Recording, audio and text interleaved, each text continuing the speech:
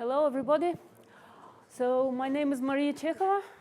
I am from Erlangen, Germany, and a little bit from Moscow, Russia. So I'm going to give the first lecture today, and it will be more like a tutorial. So I will tell you very few recent things. Tomorrow it will be a bit different. Tomorrow I will tend to speak more about recent things. Okay, so it's about how to derive Hamiltonians in quantum optics from nonlinear optics interactions, and what we have from these Hamiltonians. So this is the outline. The first lecture, the first hour, will be about nonlinear optical effects leading to certain Hamiltonians, and then in particular I will consider parametric down conversion, four-wave mixing, modulation and stability, which was already discussed in a way a lot, but I will add a little bit new that will be about seeding, nonlinear optical effects. Okay, so what does nonlinear optics tell us? It tells that the polarization can be expanded in powers of the field. So we have this series chi1, chi2, chi3 terms. And the important part that, yes? You have to be sorry, but you have to be below the right line. You see on the ground? Ah, I have to be here. Okay. Oh, sorry. Thank you, Benoit. I wanted to be closer to the audience. Okay, so the important thing is that every next nonlinear susceptibility is smaller than the previous one. So chi n plus 1 equals to chi n divided by interatomic field. And this field is very strong. So of course they have all different dimensionalities, but still to have the same effect, for instance, in cubic effect, you have to have the field comparable to the atomic field as to have the quadratic effect, roughly. Yeah? And that's why the higher the effect, the lower the probability to see it. So I will consider only chi2 and chi3 effects. And among chi2 effects, also not all, but I will consider second harmonic generation and parametric down conversion, or maybe even not second harmonic generation. And then for chi3 effects, third harmonic generation is in question, and Kerr effect, and then four-wave mixing. Actually, I don't think I will speak much about third harmonic generation, at least today. And of course, everything about nonlinear optics is in this book by Bob Boyd. That's why I'm showing this book. And another book I would like to show is this one. This is more about quantum optics and the boundary between quantum and nonlinear optics. It's by David Klishko, and I think it's very instructive. So it has an approach slightly different from what one uses nowadays, but it's a chance to have a different view. It's a chance to see relations between phenomena that are seemingly different, but I think it gives more vision, right? So first, parametric down conversion. I'm personally very fond of this effect, and I think a lot of people are very fond of this effect. That's why it's on the book by Scully and Zubairi, the picture of parametric down conversion. And I will show you how to derive this effect, basically. So I will remind you of some ancient parable that's about four very wise but unfortunately blind people exploring a single object, an elephant. And being blind scientifically, if a person is blind, you can say that they have no vision, right? So they see different parts of this elephant, and they see it differently. So the one who sees the trunk thinks that it's a snake, and the other one who has the ear, he thinks that it's a leaf. Then there is one holding the tail, and he thinks that the elephant is a rope, and finally one of them thinks that it's a tree. And it's the same elephant. So this is the question of having a vision. So seeing parts of the phenomenon doesn't tell you the whole story. So now I'm going to show you parts of this phenomenon, parametric down conversion. So for a theoretician, parametric down conversion comes from the Hamiltonian. And the Hamiltonian is just a dipole interaction between the matter and light. So we need a dipole D and the field E, and we need to form a product. So where do we get the dipole moment? We get it from some material, which is in our case nonlinear crystal. And that's why I more or less write the same equations as Gerd Lois was writing before, maybe from a slightly different viewpoint. So the dipole moment of a crystal is the integral of polarization over volume. And so we need this to calculate this integral. Then we use the same expansion of the polarization over the field, and we use the second term. Of course, there are all of these terms, but to have the effect that we need, we need just this term.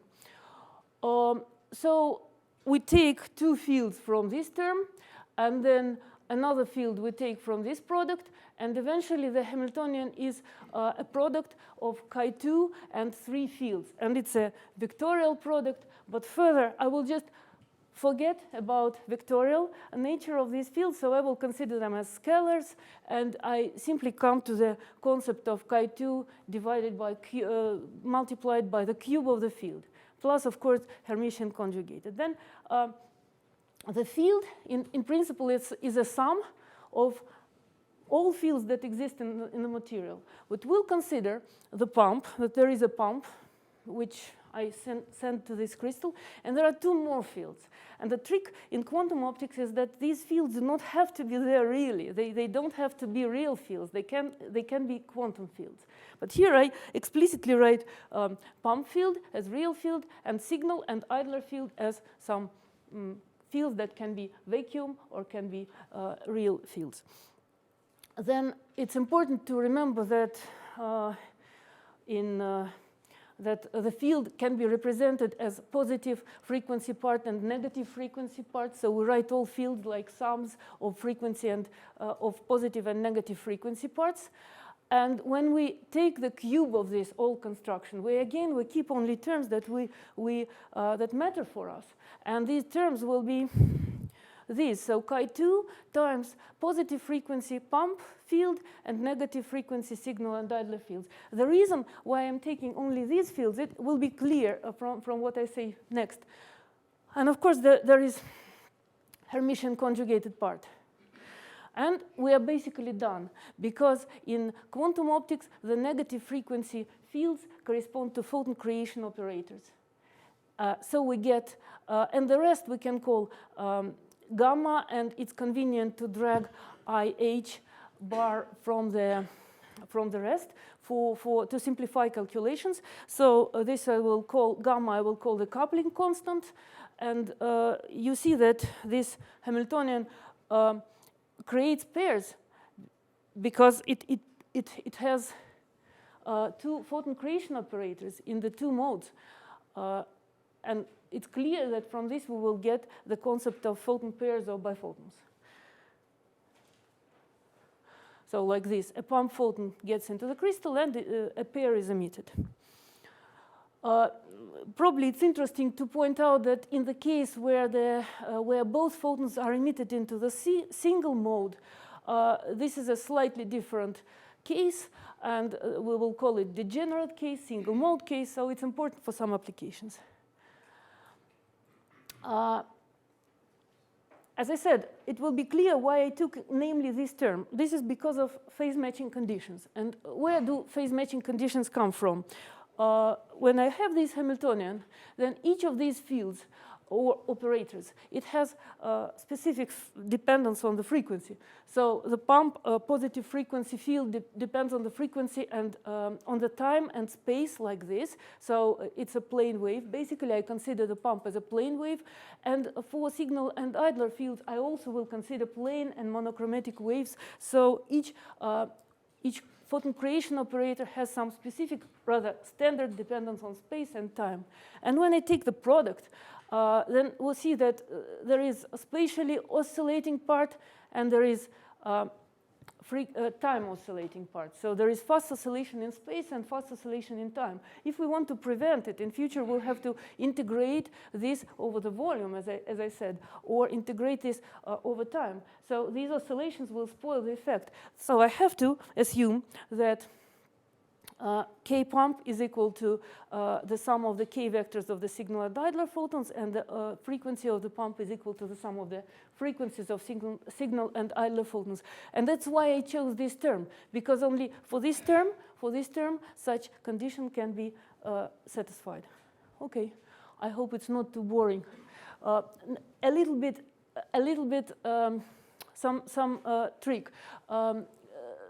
Often people say that this is energy and momentum conservation, but there is some subtlety here. So if we assume that there is momentum conservation, but you know momentum has to be conserved always.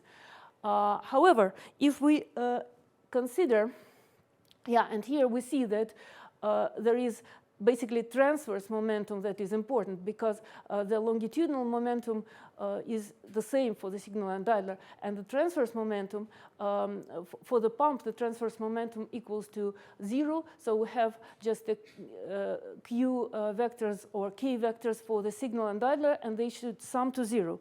But is it really momentum conservation? So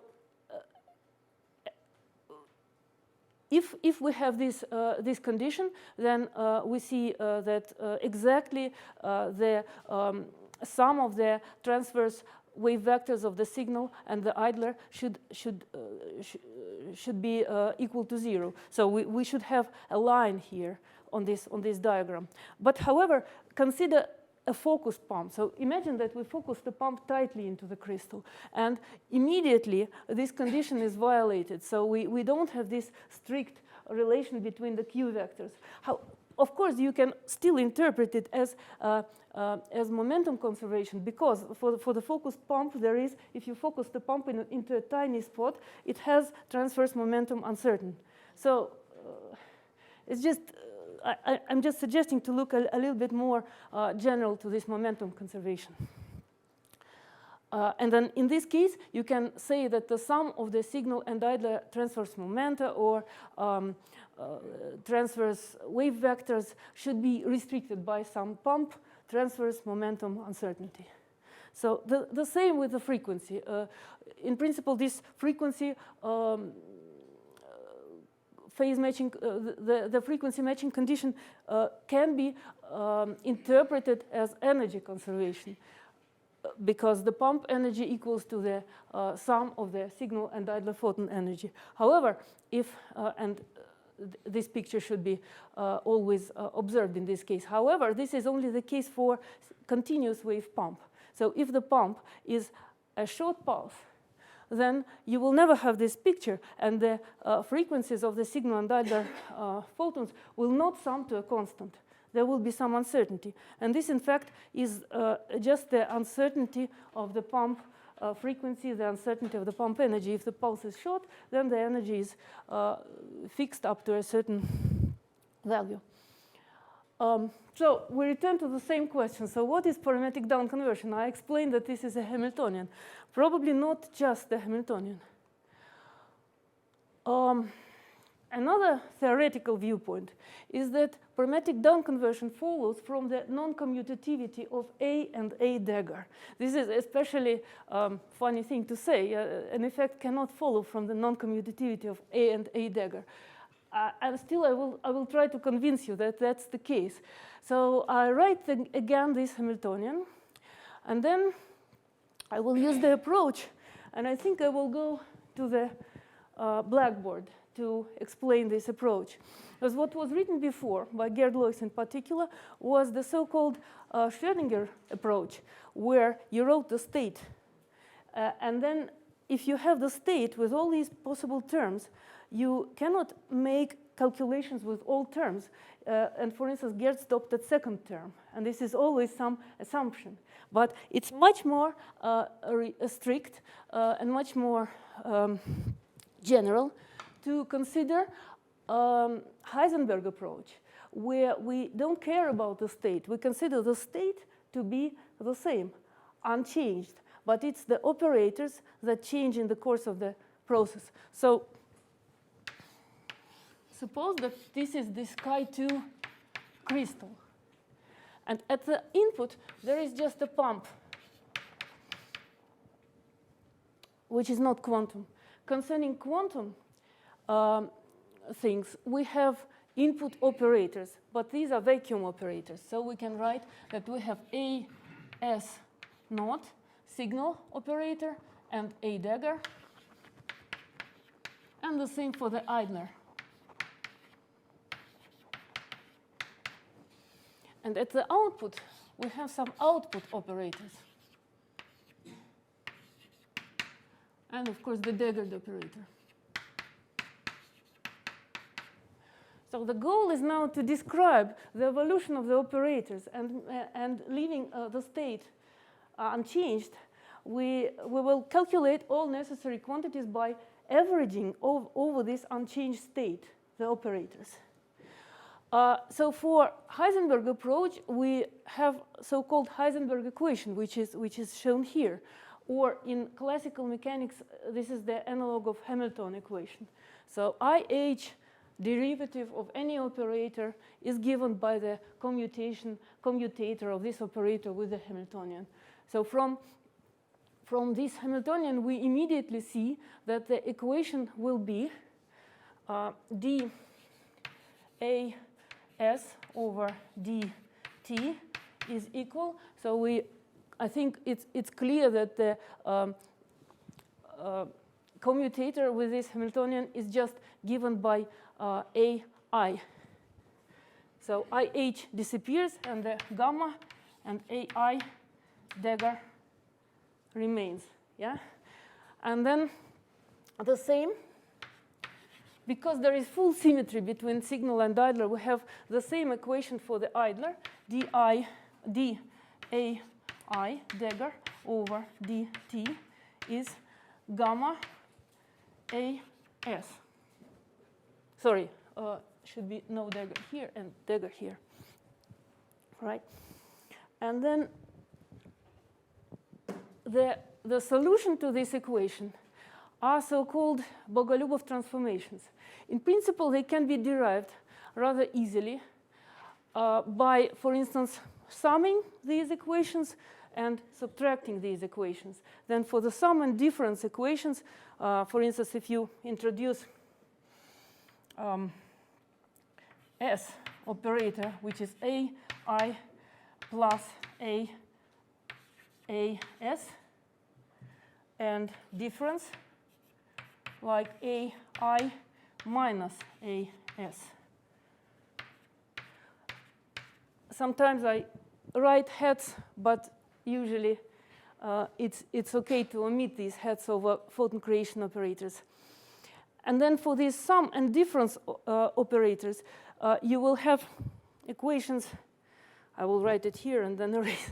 So I will write ds over dt is equal to gamma s. And for the difference will be d over dt is minus gamma d. These are equations which I think any one of us can solve. So we get the solutions like s is equal to s of 0 at some 0 time moment, and then exponential gamma t. And d is d at 0 time moment, exponential minus gamma t. And this gamma t is convenient to denote g, and we call it parametric gain. And then coming back to the operators of AI and AS, we obtain these transformations where u and v are cosine and sine hyperbolic of gamma t. So I will erase.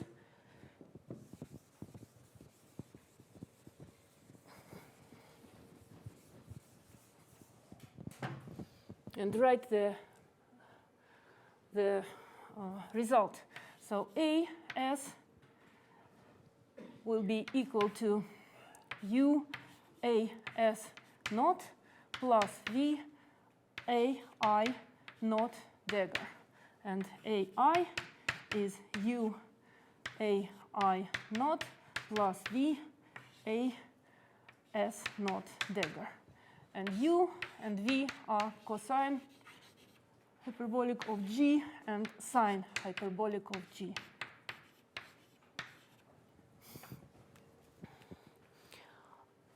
And then we can calculate everything. So notice that these AI naught, AS naught are vacuum operators. This will give us some clue. So G is called parametric gain. And then the next goal, which I still want to do on the blackboard, is to calculate the photon number, the mean photon number. So why I'm telling you this? Because I'm going to show that with nothing at the input, we have a lot at the output. And the reason why we have a lot at the output is that because A and A dagger do not commute.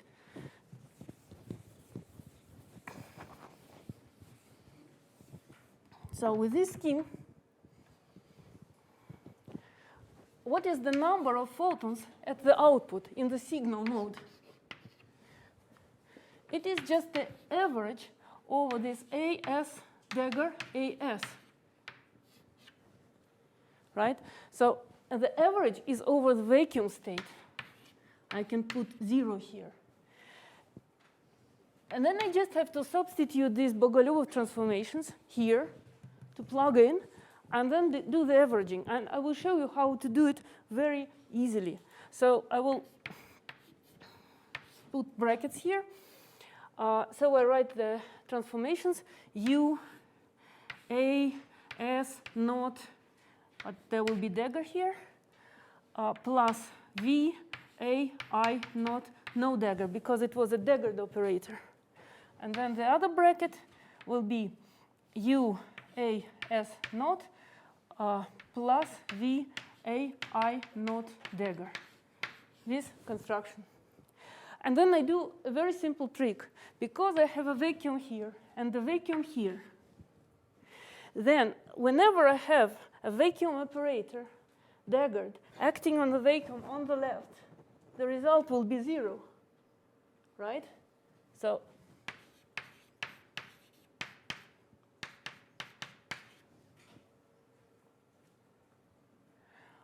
also, if I act on the right, on the vacuum, there by a photon annihilation operator, the result will be also 0.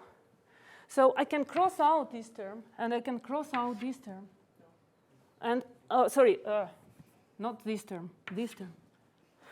Because this is annihilation operator. And I am left with an average like this. So V squared, I can pull out of the brackets. And here I'm left with a AI naught, AI naught dagger. So I'm left with an anti-normal ordered combination. And I cannot say it is 0, because the annihilation operator acts on the vacuum on the left, and the daggered operator acts on the right. So I have to first use the commutation relation. And the commutation relation gives me 1 plus AI naught dagger AI naught. And the daggered and the normally ordered combination will vanish. So this non-commutativity gives me the result, which is V squared, which is hyperbolic sine squared of G, of the parametric gain. So here you are. And I'm just reproducing the same on the screen. So we are left with the output photon number non-zero, and actually can be very high, as I show you, but the input photon number is 0. So maybe this theoretician who says this, maybe he's right, that it's non-commutativity of the photon creation and annihilation operators that creates parametric down conversion. Okay, more to the experimental side. So for the experimentalist, probably, parametric down conversion is the noise of an optical parametric amplifier. It's the noise. So an optical parametric amplifier thing that nowadays looks like this actually is known from the 60s. And in the 60s, it was known that, the early 60s, that actually, yeah, if you have an optical parametric amplifier, it's a device that amplifies signal. You feed the pump and the signal, and you get out the same pump and amplified signal. But it was known always that there is another wave, idler wave, which is just the difference, the result of the difference frequency generation between the pump and the signal. However, it was not very well known that even without the signal at the input, you have still signal idler at the output. And this is, in a sense, this is noise of an amplifier. If you have amplifier, you have no input, you still have something at the output, and this is noise. And people, some time ago, they did something that laser safety officers do not allow. They looked into the beam. And what they saw was these colored rings, which now are placed on the Scully-Zuberi book, and which are the rings of spontaneous parametric down conversion. And the effect was discovered simultaneously in 3 labs, 2 labs in America and 1 lab in Russia. And now, of course, we are used to this effect. Another viewpoint that one can use in this case is that parametric down conversion is the result of scattering by vacuum fluctuations. So this is also possible. This approach is also possible. We have a crystal. We know that if we have, in addition to the pump, if we have some idler input, there will be idler output and also something in the signal channel. And from the viewpoint of frequencies, it's shown here. So we have a strong pump, we have some idler, and we'll have some signal. And we have phase matching. But now we can consider that there is quantum vacuum, that all space and time is filled by vacuum fluctuations. And these vacuum fluctuations have 0 mean field, but non-zero mean squared field. And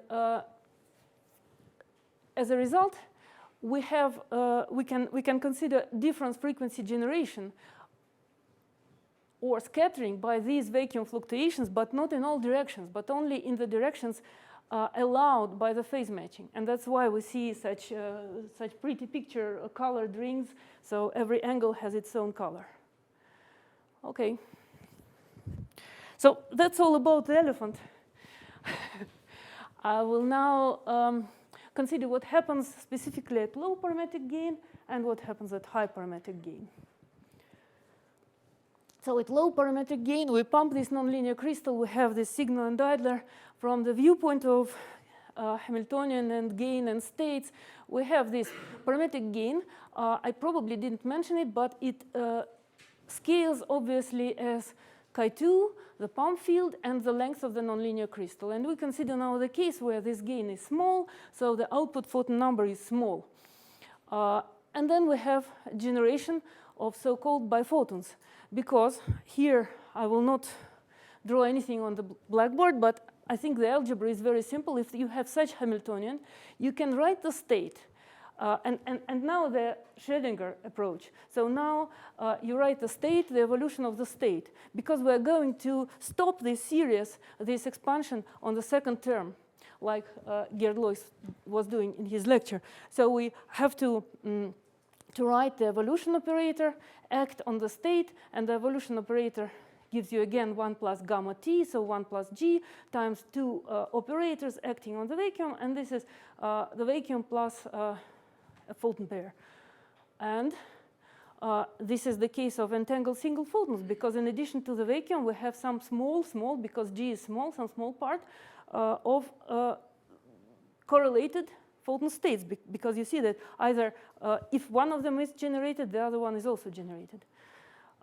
Another case is where you have, as I said, it's a specific, the signal and idler photons are emitted into the same mode, then you have A dagger squared here, and then you have generation of photon pairs, so it's a two-photon Fock state, which is also, I think, very interesting. So what is interesting about biphotons?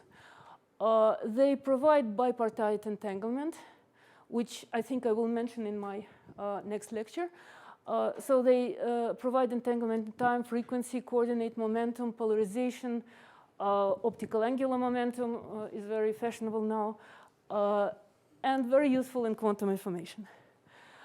The other important thing about biphoton is that when one of them is used as a trigger, it tells us that the other one is emitted. And so we can use single photons.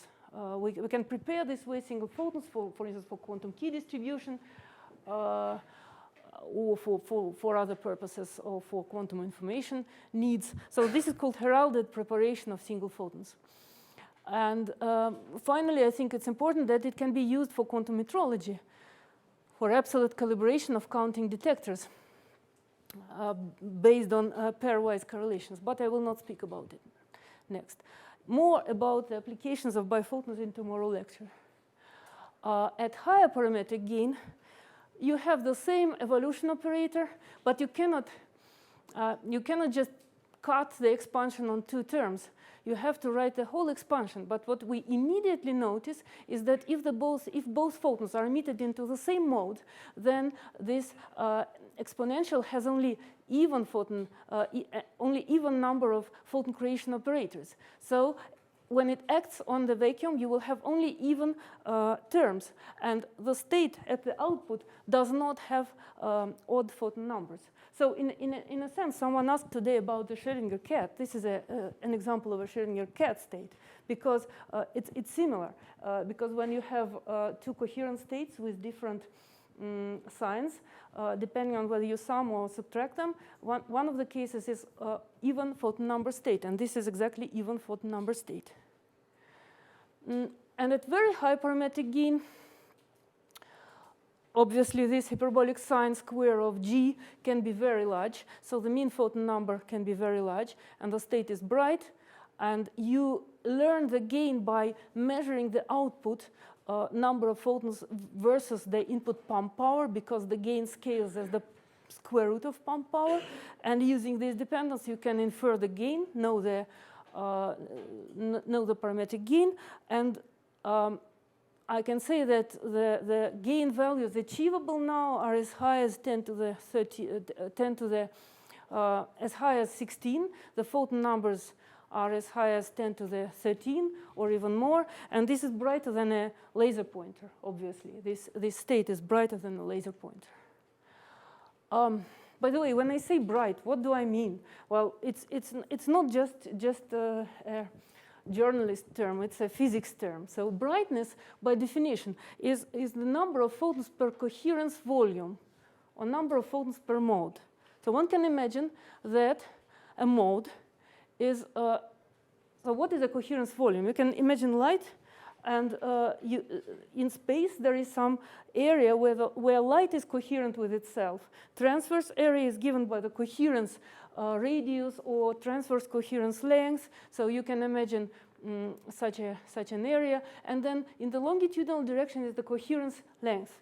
And this volume can be called a coherence volume if you estimate the number of photons in this volume. So by taking the energy of the field and dividing it by the energy of the photons of a single photon, you learn the number of photons per mode. And this is exactly what we get by this calculation that I was just making. So A dagger A mean value is the number of photons per mode, as long as A and A dagger describe a single mode and nothing more. So just to explain why use the word bright. So bright squeezed vacuum, the state that emerges at the output of a parametric amplifier with high gain. And well, what are the useful features of this state? First of all, it has high brightness, and for this reason, it interacts. So this mean number of photons per mode is the key thing in nonlinear optics. It determines the efficiency of interaction with, for instance, with light. So the efficiency of nonlinear optical effects can be estimated from the brightness. And this bright squeezed vacuum should interact really strongly, really efficiently with itself or with material. Next, it has very high intensity fluctuations. I will show a little bit more. And because of this, it is especially efficient for multi-photon effects, like harmonic generation, polymerization, ionization, multi-photon, and so on. And finally, it has some non-classical features, such as, for instance, photon number entanglement, which will be all described in tomorrow's lecture. So now I'm going to dwell a little bit on spontaneous four-wave mixing. This is just another way to obtain photon pairs. First, the Hamiltonian. The Hamiltonian is exactly, at first step, it's exactly the same as for parametric down conversion. So it's in the dipole approximation, the product of the dipole moment times and the electric field, and the dipole moment is given by the integral of polarization. So we have this field here, and then from the expansion of the polarization, we get now the third term. So we get the chi3 term, and we eventually, especially if we forget about the anisotropy and the vectorial nature of the field, then we get just e to the power 4. And again, the two, like in the previous example, the two fields are taken from the pump, and the other two become a pair born in the signal and idler mode. And this is exactly the same type of Hamiltonian as for parametric down conversion. There are only a few differences. So it also creates photons, photon pairs, but the difference is, so here I compare the two processes. This is parametric down conversion and the typical phase matching condition. And this is four-wave mixing. Two pump photons create idler and signal photons. Here, the Hamiltonian is linear in the pump field. And the parametric gain also is linear in the pump field. And the output number of photons is linear in the pump intensity. Or output intensities are linear in the pump intensity. For four-wave mixing, it's a little bit different because the Hamiltonian now contains two pump fields. And because of this, the parametric gain scales as the square of the pump field. And the output effect scales the square of the intensity, of the pump intensity. And this is important. I will explain why. Well, this is important because if something scales quadratically with the pump intensity, like for instance second harmonic generation, it's very efficient to focus it sharply, to focus it tightly, because you gain from this. And also it's very efficient to pulse the pump, because you also gain from this. A simplified statement would be that it depends on the peak power rather than on the average power. But I would say that simply when you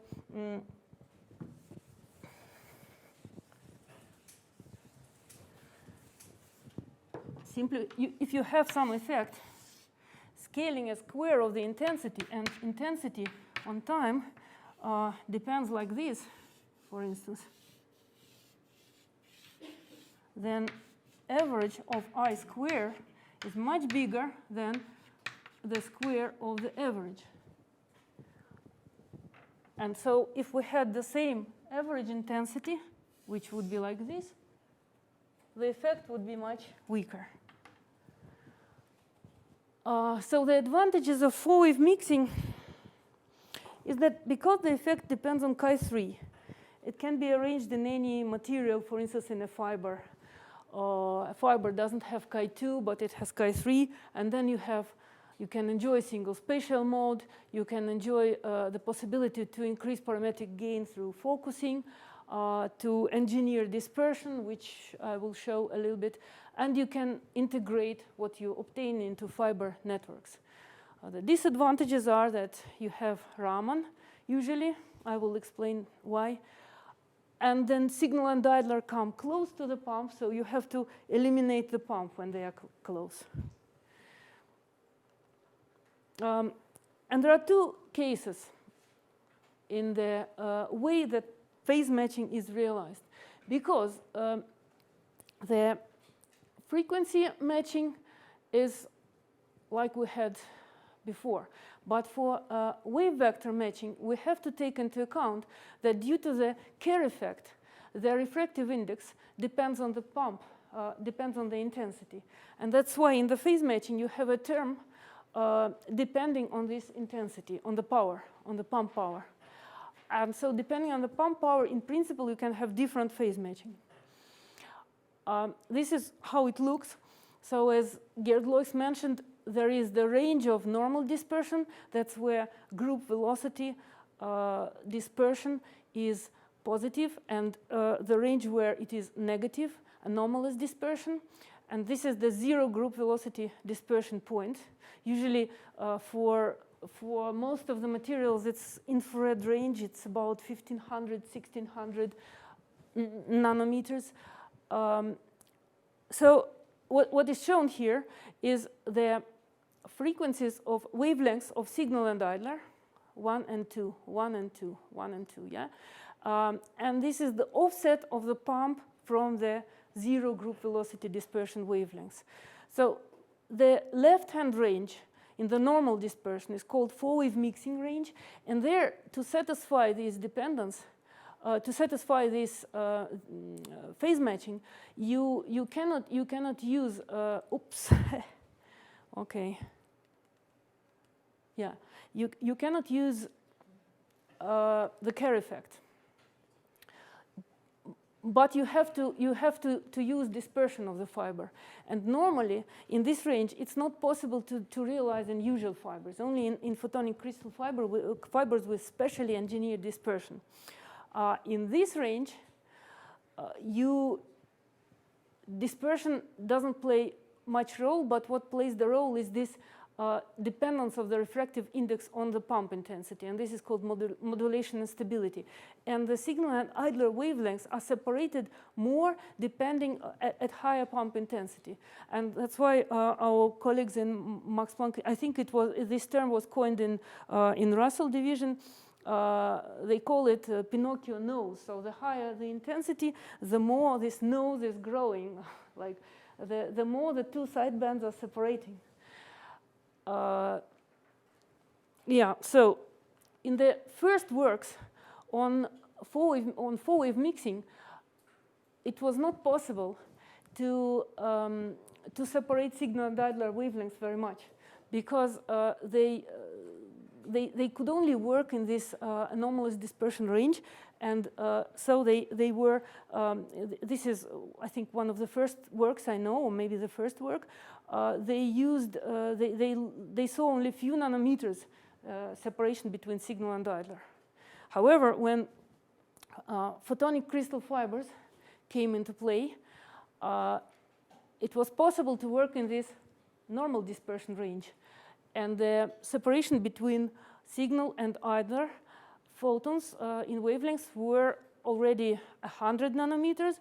And in another paper that came almost at the same time, 570 nanometers. And this is much more convenient because you can separate the pump, you can work with signal and idler photons easily.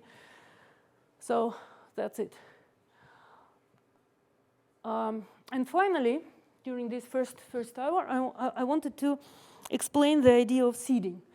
The same scheme, pump entering the crystal, or maybe it's four-wave mixing, it could be a fiber, and there is some input. So it's an optical parametric amplifier. An input with n0 photons per mode. And of course, you see the output, and also you see at the conjugated frequency, and in the conjugated direction, you see something else. With the same equations written, one can easily calculate what I calculated first, but you don't have to assume, the important difference is that you don't have to assume the input state of the idler mode in the vacuum state. It has to be in the coherent state, for instance, if you have coherent wave here. But then solving the equations as we did before, you get the same, basically the same structure, and you are left with the term v square and anti-normally ordered expression in the idler with the idler operators. And then using the commutation relations, we get that this average is equal to 1 plus n naught, 1 plus the initial input number of photons. And you get that the output mean number of photons is 1 plus n naught times the hyperbolic sign of the gain. These two parts are correspond to spontaneous emission. So in the absence of the seeding, this is a seed. In the absence of the seeding, you have just this term. And then this gives you stimulated part. And how it looks, it's very interesting to observe. So if you really input some beam here, and suppose that this input is in the infrared range, then you don't see it. It's like a black thing, not visible. But you will see its counterpart. You will see its signal counterpart. And because of the phase matching condition, if you have a parametric down conversion somewhere in the visible, if you see it in the infrared, you see something. You see something in the visible range. Okay. So why is it important? Because using this seeding technique, you can characterize some unknown source. Suppose you have some source whose brightness or number of photons per mode you don't know. So what you do, you feed it into your parametric amplifier and measure the seeded signal. And then with the seed off, you measure just the spontaneous part, which is hyperbolic sign of the gain times 1. And this one sometimes is called number of photons per mode for vacuum, because the spontaneous effect is sort of seeded by the vacuum. And with the seed on, you have the same but multiplied by 1 plus n naught. And this way you can learn about the number of photons per mode in the unknown source by doing simple algebra here. And this one is really usually not important because this value is much higher than 1, but still, strictly speaking, it's there. So the brightness of a source is measured through comparison with the vacuum brightness. And this is one of these absolute methods in metrology.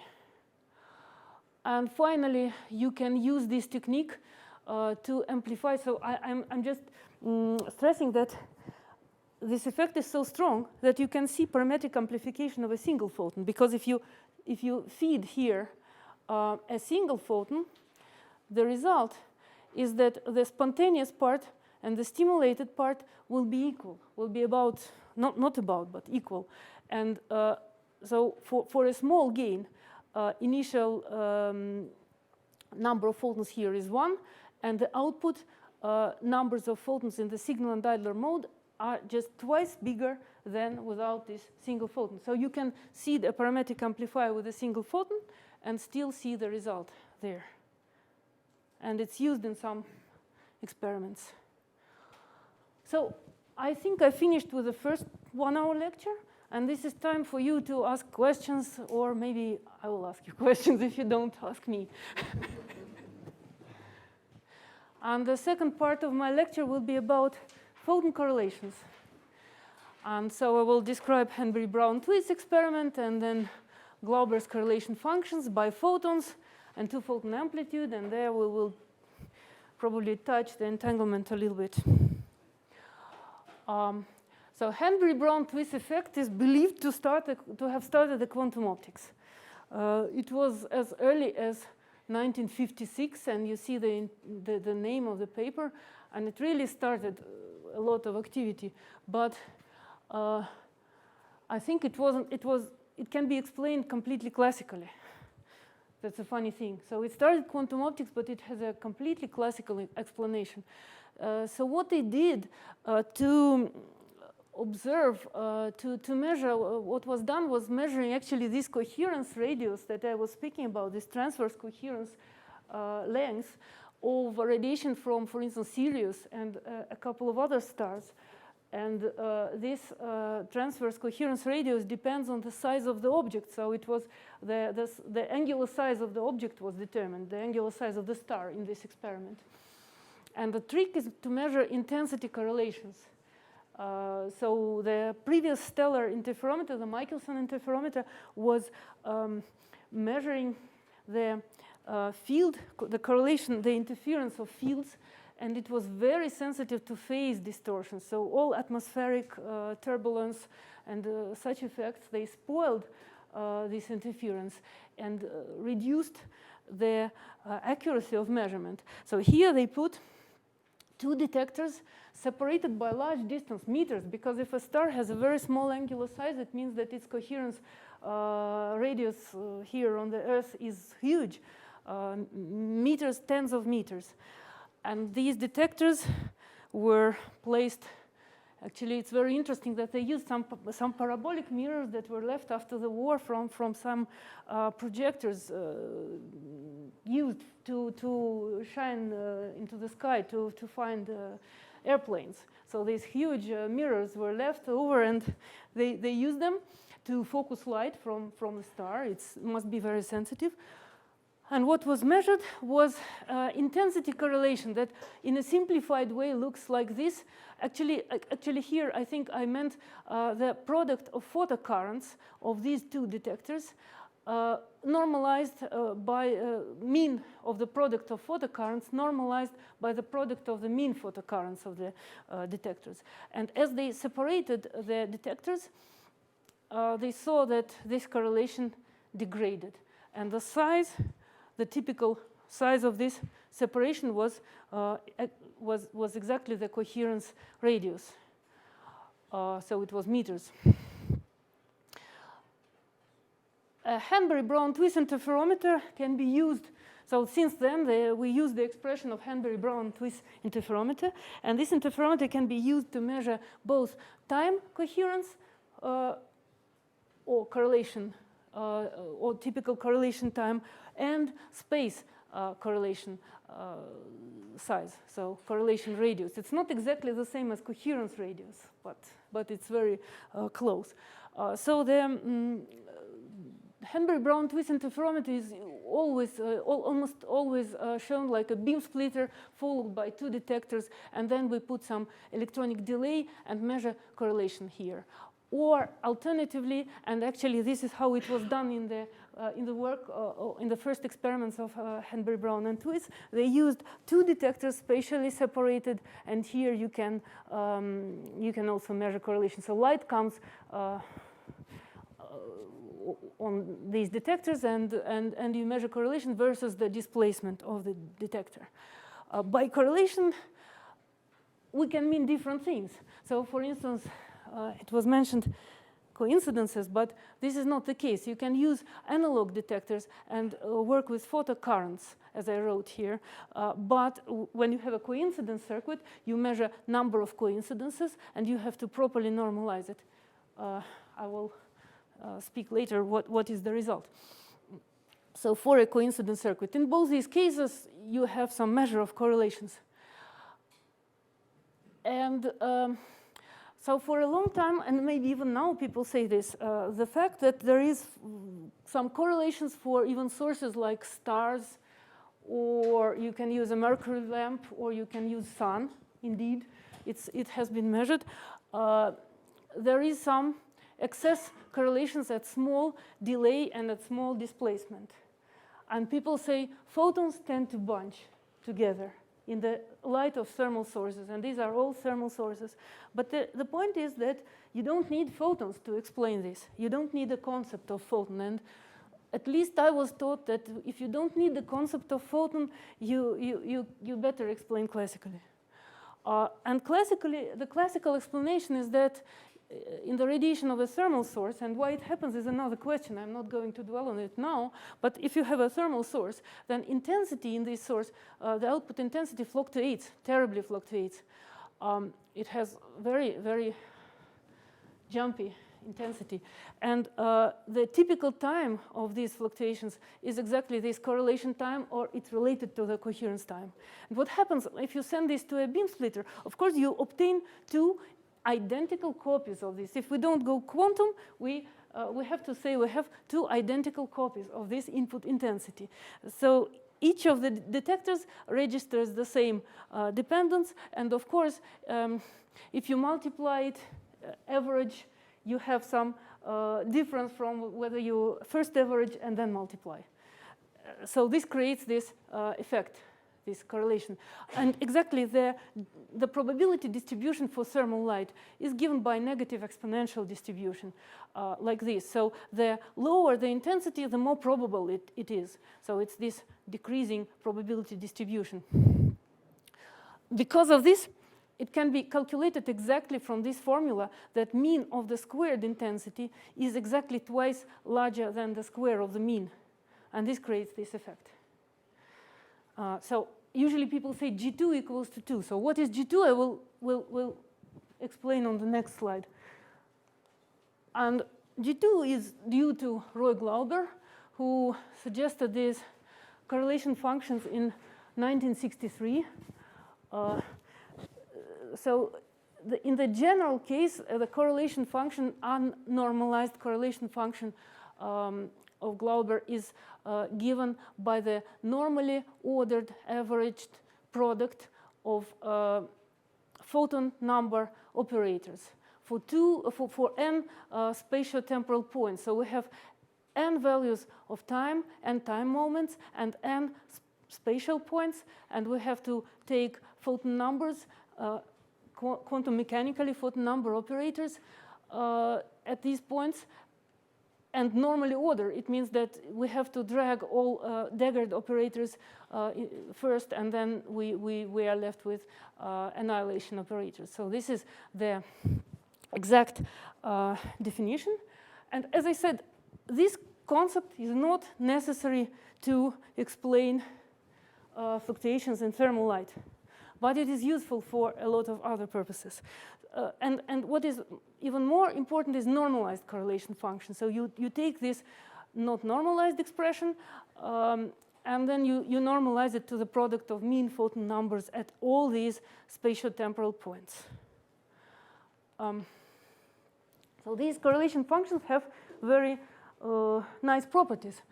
First of all, they are not sensitive to losses, because in the expression, in the numerator and in the denominator, there is exactly the same dependence on losses. So both depend on transmission. For instance, if you put some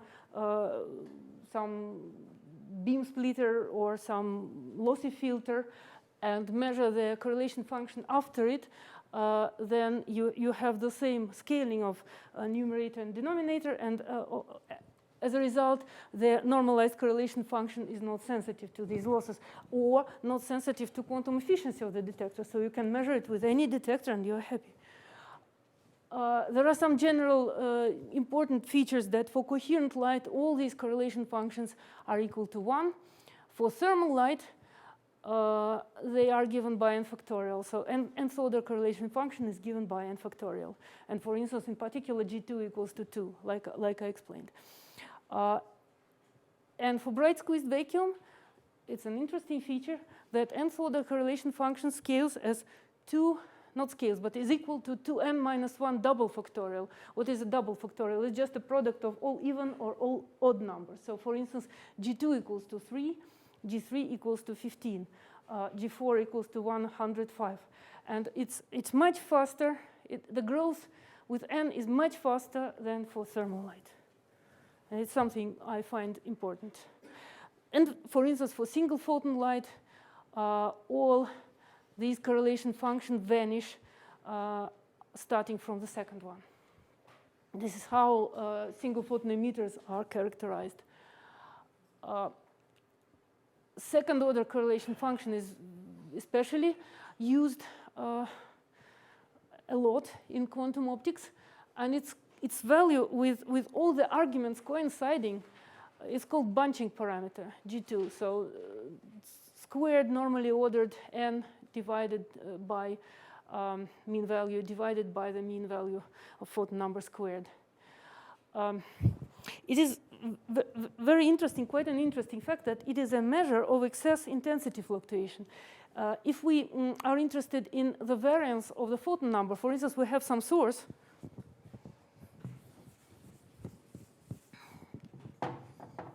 Have a source, and it emits light. And we put a detector, and we are interested how much the photon number fluctuates. So the variance by definition is n squared mean value minus mean value of n squared. And then we can write it in terms of normally ordered operator. And believe me, the result is like this. Probably will not do the algebra, not to, for you to not to get bored too much. So as a result, I can drag G2 minus 1 times n mean value squared, and I'm left with this term. And if we look at it, this last term is Poissonian case. So for Poissonian light source, the variance is equal to the mean. And this is called excess noise, excess fluctuations. And you see that they first of all, they scale with n squared, mean value of n squared. So they become noticeable at large numbers of photons. That's why a bad laser can be turned, a noisy laser can be turned into a quiet laser by just attenuating, because we attenuate this term. But the measure of these excess fluctuations is just G2 minus 1. So for instance, if you have a bad laser, is G2 is for instance 1, 0, 0, for instance 1. This is already a very bad laser. And the good laser is 1 has G2. You have much more of these zeros here.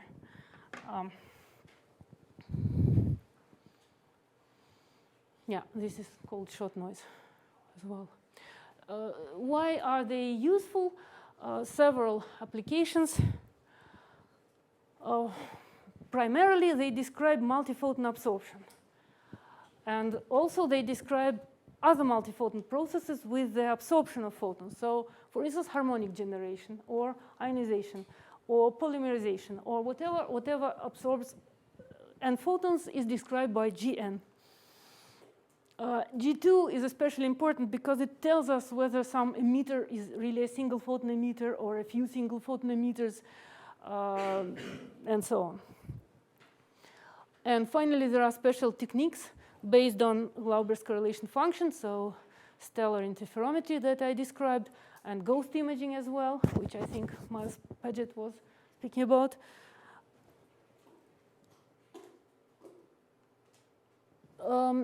How to measure higher order correlation functions. One can prepare a multi-port Hanbury Brown Twiss interferometer. So one has to put several beam splitters and some number of detectors. So for measuring Gn, we need n detectors and a coincidence circuit.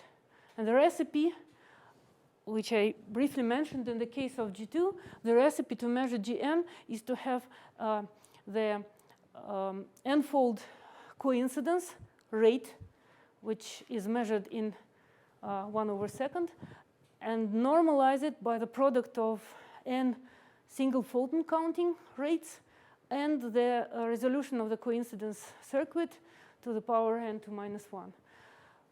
So this way we can calculate the n-fold correlation function, or we can avoid using these so many beam splitters and so many detectors. We can use so many beam splitters. I mean, we can use detectors placed as a matrix, and this is done by actually using a matrix photodetector. For instance, CCD cameras. Some CCD cameras now have very high quantum efficiency, but usually they have strong noise, strong background noise, and this prevents one from really observing single photon events.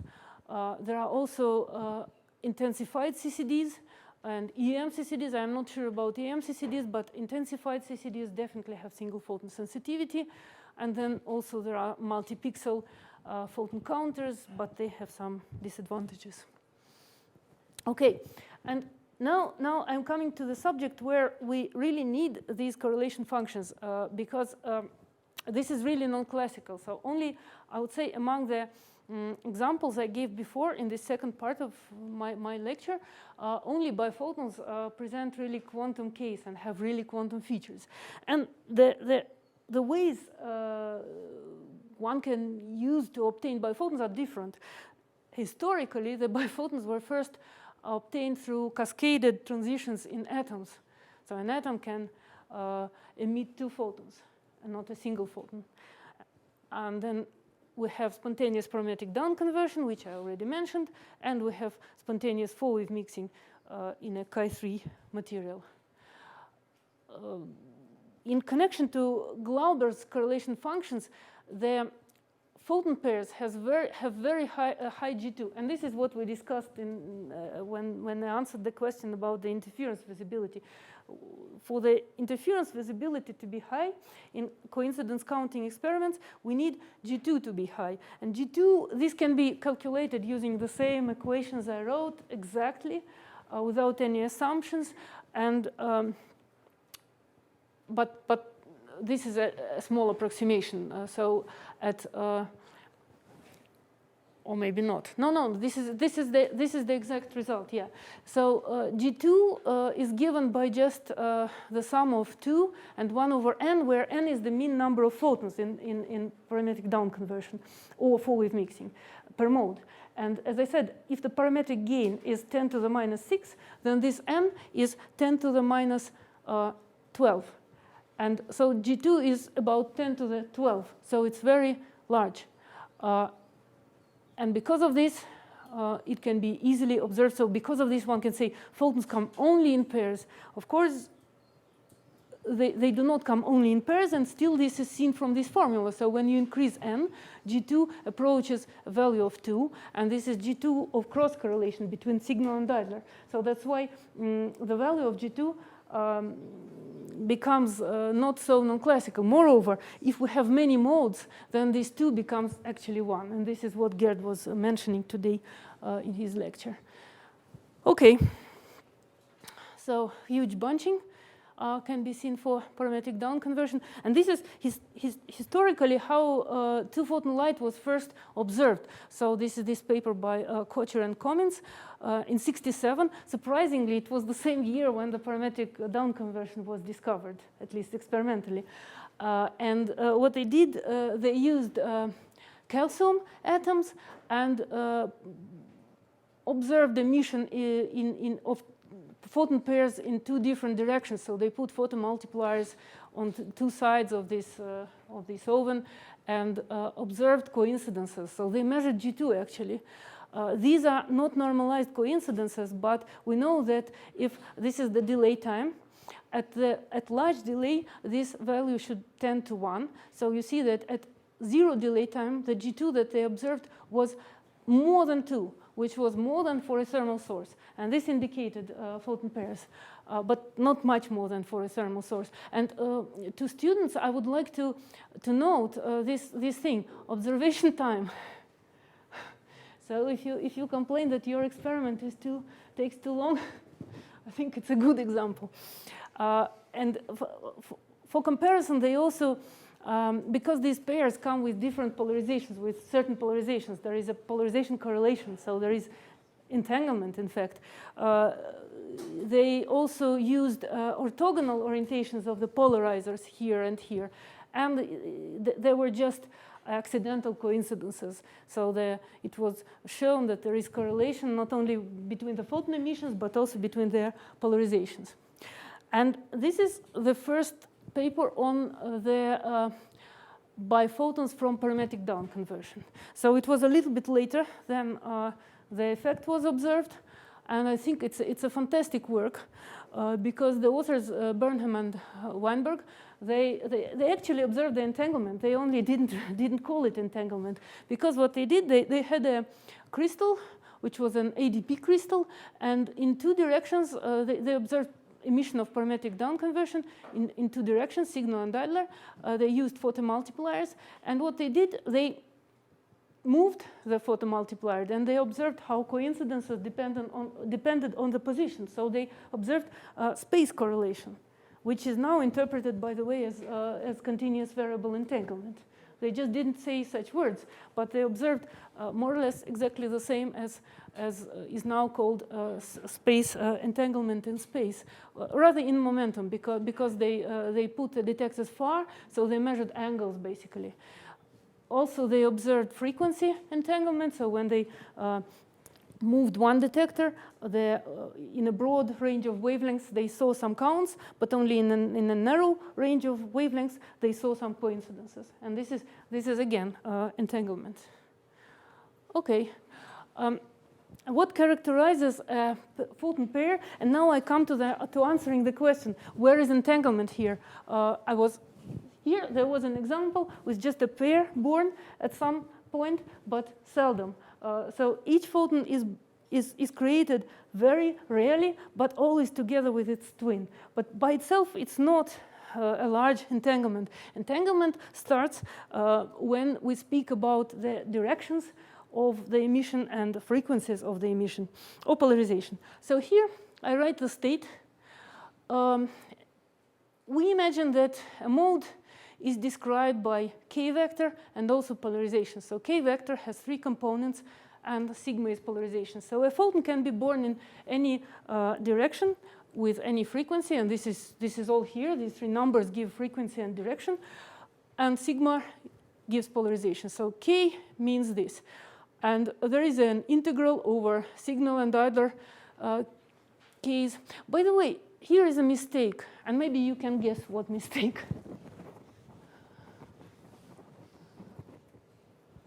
Okay.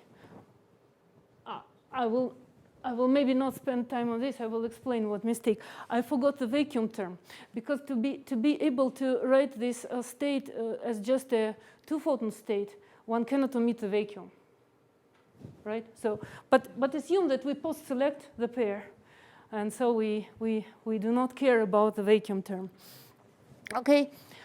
So each of the photons can be emitted into any mode, but there is some correlation, which is given by this term, which is called 2-photon amplitude, which is basically the probability amplitude for the idler and signal photons to be emitted into modes ki and ks.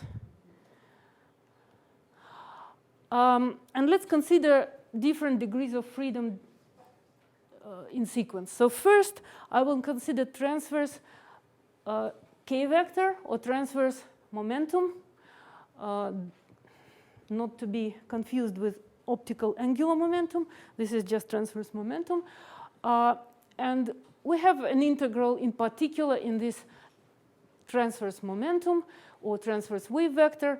And this 2-photon amplitude, as I said, it is not stretched. It has some width, but still it shows some correlation.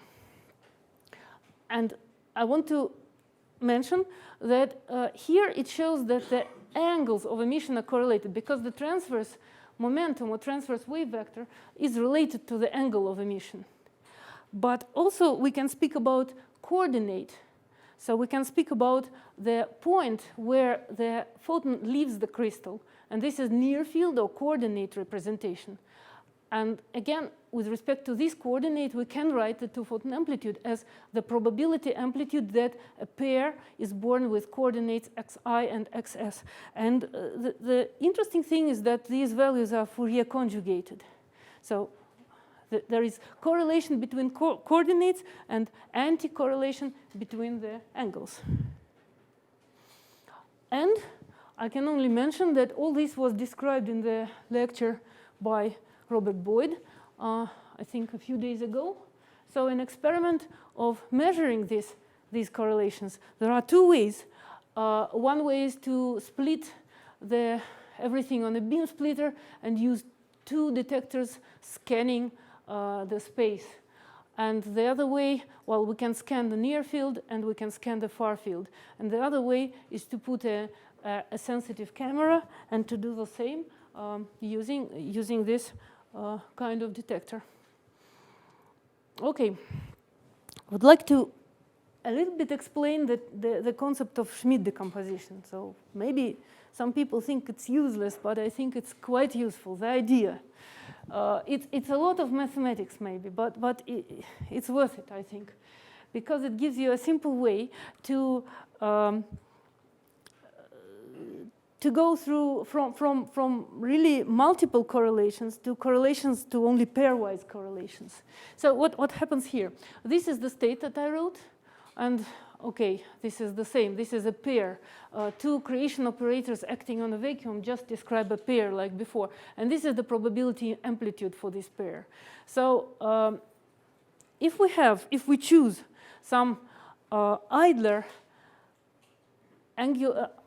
momentum, some idler or angle of emission, qi naught, then it will be correlated, according to this graph, it will be correlated to a lot of signal angular momentums. So if I represent everything in plane waves, plane wave is basically a point here, a fixed angle of emission. So if I represent everything in plane waves, I will obtain that a plane wave idler mode is correlated to many signal modes. But the trick that was invented in the 19th century and is called the Schmidt decomposition is that any function, any good function, and of course from the viewpoint of mathematicians maybe there are very few good functions, but for physicists all functions are good. We don't face bad functions. So any good function can be written as a decomposition. So there is a series in n, and in each term you have one mode for idler and one mode for signal. So these are some modes in this space. And each mode is just correlated with one. So if you somehow manage to select these modes, separate them, then you can be a happy owner of pairwise correlations between the modes. And this number is, by the way, called the Schmidt number, and it gives the effective number of modes. And maybe tomorrow I will have time to explain that it characterizes the degree of entanglement. And generally, this whole story is about entanglement because this amplitude is not factorable. It's not. It cannot be written as a product of two functions, one depending only on qi and the other depending only on qs. I didn't want to speak about this. I don't know why it's here. Okay, so and now about frequency and time. So I spoke about angle and coordinate, or momentum and coordinate. Now about frequency and time.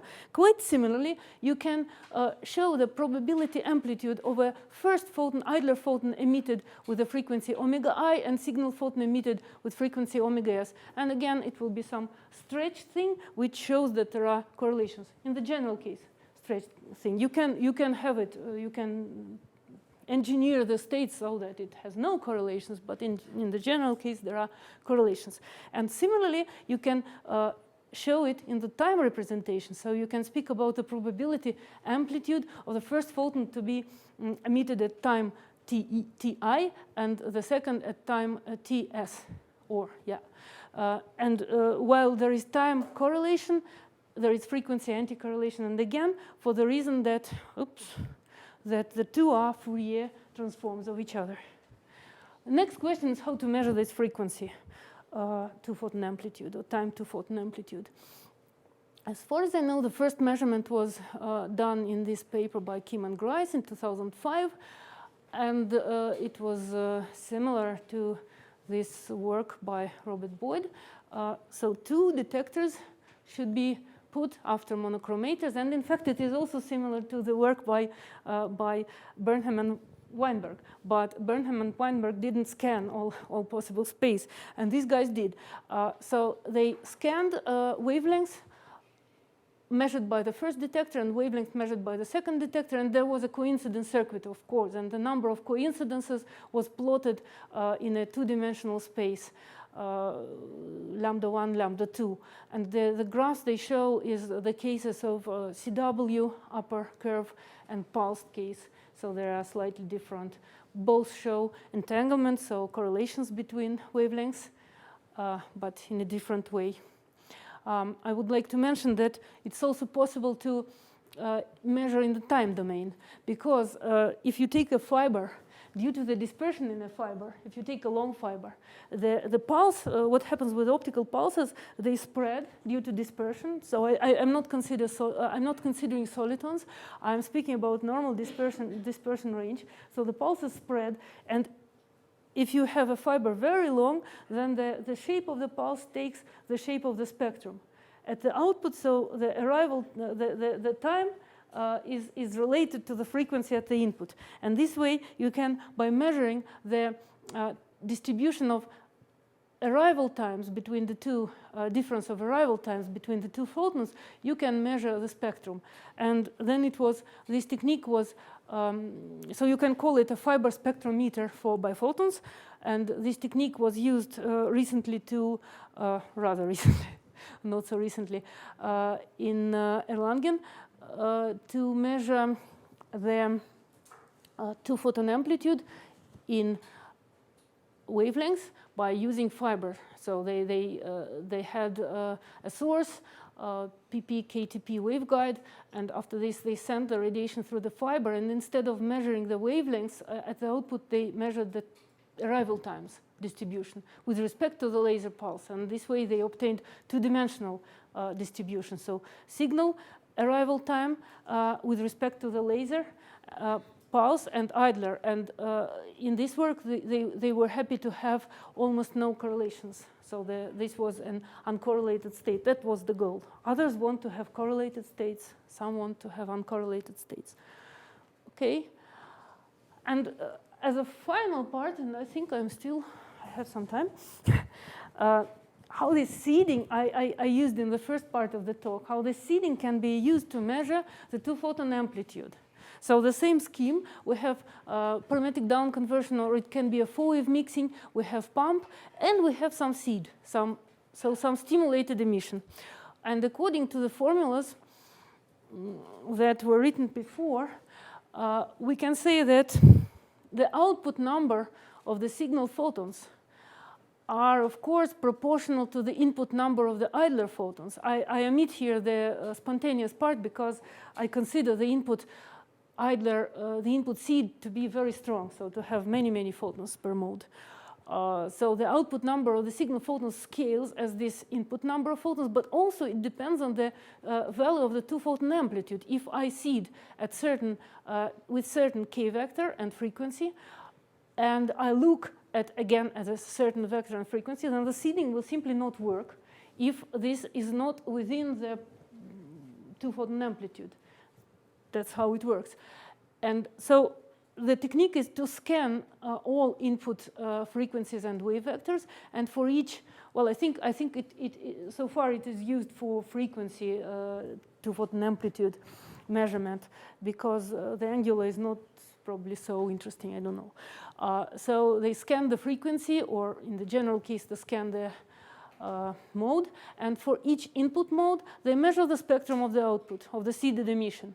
And by joining this distribution together, they get the two-dimensional two-photon amplitude. So this idea, I think, belongs to John Sipe.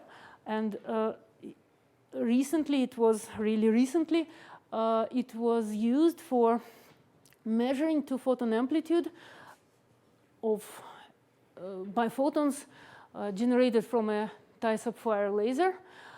And they show here, for instance, here is the two-photon amplitude obtained by counting for coincidences for hours, I don't know, at least minutes. And here, the result is measuring two-photon amplitude by this method, which is much more efficient and much faster. And finally, this is the calculation. So they got perfect result in a very short time with high precision. And I think that's all about, we still have 25 minutes for discussion now. I can answer the questions.